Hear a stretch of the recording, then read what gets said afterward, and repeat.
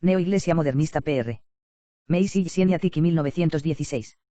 Una iglesia que llegaría a existir sobre principios modernistas, si es que tales principios pueden crear una comunidad religiosa real, lo cual es muy dudoso, ya no sería la Iglesia de Cristo sino una creación del siglo XX, basada en principios que son en parte protestante pero basado principalmente en una ideología de agnosticismo, positivismo, con un poco de sueños místicos.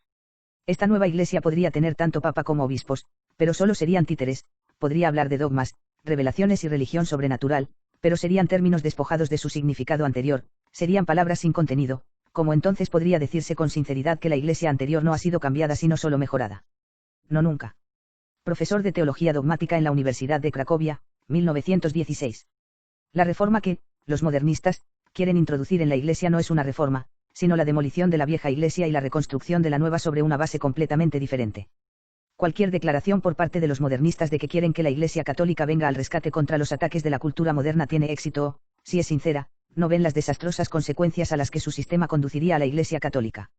Una iglesia que surgiría sobre principios modernistas, si estos principios pudieran crear una comunidad religiosa específica, lo cual es muy dudoso, ya no sería la Iglesia de Cristo, sino una creación del siglo XX, basada en principios parcialmente protestantes y principalmente en las cosmovisiones agnosticistas de hoy. Positivismo, con un toque de sueños místicos. Esta nueva iglesia podría tener un papa y obispos, pero estos serían solo títeres, podría hablar de dogmas, revelaciones, sobre religión sobrenatural, pero estos serían nombres de los que el contenido antiguo se ha desvanecido, más bien palabras sin significado. Entonces, ¿cómo podría uno decir con sinceridad que la vieja iglesia no fue cambiada, sino mejorado? No, nunca, la vieja iglesia sería demolida y una congregación construida sobre sus ruinas religiosas del siglo XX, comenzando la era de su existencia con la aparición de los modernistas. En la iglesia de los modernistas, los santos gobiernan y constituyen lo que es verdadero y lo que es falso.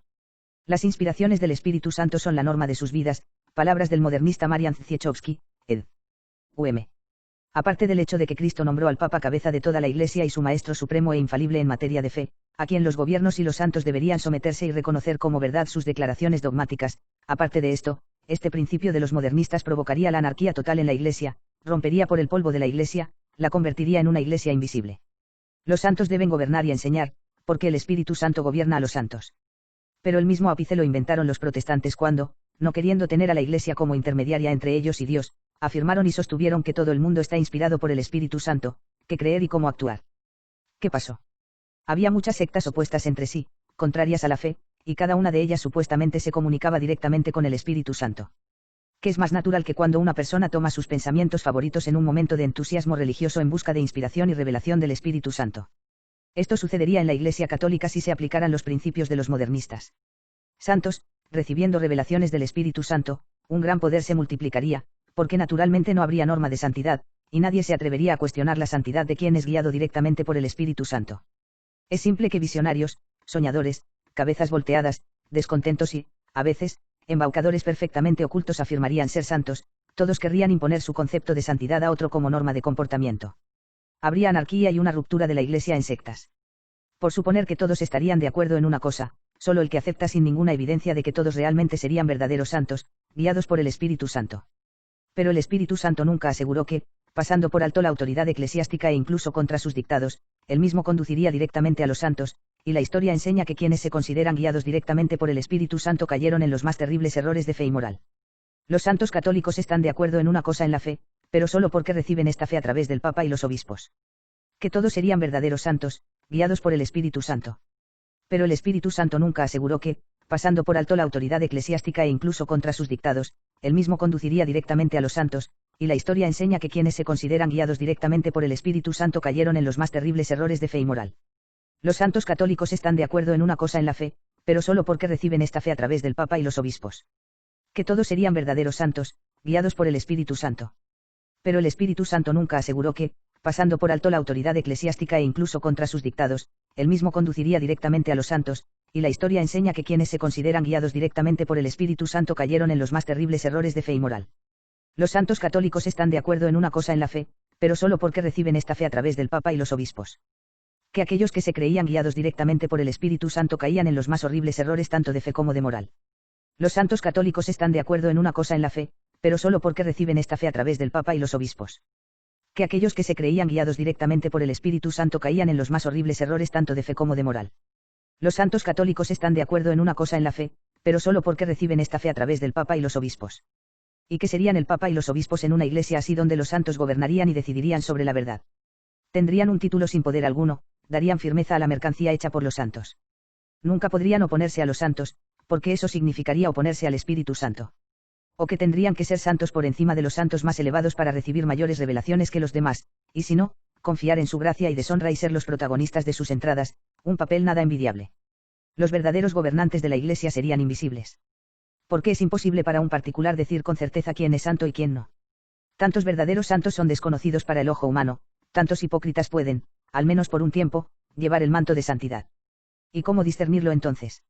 De estas consideraciones se desprende que nada más impracticable, nada más utópico puede inventarse como el concepto de iglesia modernista. Uno no debe conocer la naturaleza humana con sus imperfecciones, uno debe vivir solo en un mundo de engaño, un ideal puro que solo puede realizarse en el cielo entre los mismos santos, para creer que los principios de los modernistas podrían crear una iglesia o no destruir una existente. Debe admitirse, sin embargo, que la idea de la iglesia creada por los modernistas se deriva consecuentemente de su concepto de revelación y de la relación del hombre con Dios. Dado que el hombre recibe revelaciones internas directamente de Dios, no necesita ninguna autoridad controladora. El Espíritu Santo reemplaza toda autoridad. El Espíritu Santo obra con mayor eficacia cuanto menos obstáculos le pone el hombre, limpiándose a sí mismo de los pecados. Entonces los santos son los órganos más perfectos del Espíritu Santo, por eso también los mejores maestros de la ciencia revelada y la santidad de vida. Ellos, entonces, deben guiar a todos los que se han unido a una asociación religiosa, en la Iglesia. Pero, ¿qué hacer con el Papa, con los obispos, con la jerarquía eclesiástica en general? No puede soportarlo, porque parecería demasiado radical y nadie creería entonces que la Iglesia de los modernistas es la Iglesia católica, así que tienes que dejar el viejo poder, por su nombre, pero sin atribuir poder. Sin embargo, debes pensar en una ocupación para ellos. Bueno, se supone que solo deben seguir las revelaciones de los santos, no corregir nada, no limitar nada, no dar ninguna instrucción, sino organizar estas revelaciones, segregarlas, crear terminología para ellas y, por supuesto, incluir solo dogmas temporales. Solo deben ser historiadores de la corte y filósofos de la Iglesia modernista, no gobernantes o maestros de la fe, porque pertenece a los santos. Todos estos son inventos humanos en los que una iglesia de cualquier idea humana podría apoyarse, pero nunca la Iglesia de Cristo, una institución divina, con una jerarquía positivamente instituida por Cristo, con derechos otorgados por Cristo. No hay lugar en esta Iglesia para la implementación de ideas modernistas. Si los modernistas intentaran sostener sus concepciones de la Iglesia con la dignidad de la Sagrada Escritura, la tradición o la historia, se indicaría en este punto que la Iglesia basada en sus ideas se opone firmemente a la Escritura. Y tradiciones y hechos históricos, y que solo la organización y enseñanza de la Iglesia católica que existe hoy concuerda con estas autoridades modernistas. Esto se debe a puntos de vista falsos de las Escrituras. Y la tradición, el hecho de que entiendan que a Sísifo le costaría invocar estas dignidades, no intentan invocarlas, y por tanto también nos liberan de oponernos a conceptos modernistas con las dignidades mencionadas. De todos modos, se pueden encontrar fácilmente en todos los dogmas católicos, en la historia de la Iglesia católica y en la literatura ya extensa y muy completa sobre los orígenes de la Iglesia católica. 1. ¿Qué hay de las concepciones modernistas a priori de la Iglesia? Ya lo hemos visto.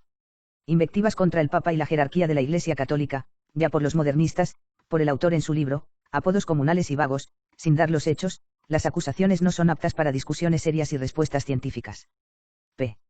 Dr. M. Sieniatiki. El artículo anterior es el fragmento final de la polémica del PMI y Sieniatiki con el libro de Marian Ciechowski titulado Pesimismo, Romanticismo y Fundamentos del Cristianismo, 2 volúmenes, Cracovia 1915.